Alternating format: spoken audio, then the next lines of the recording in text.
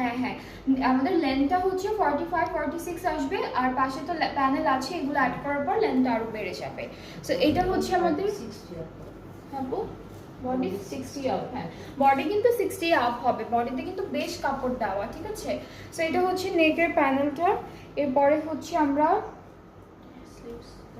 এটা হলো স্লিভস আর দামানের জন্য থাকবে এই প্যানেলটি, আর এটা হচ্ছে প্যান্টের জন্য।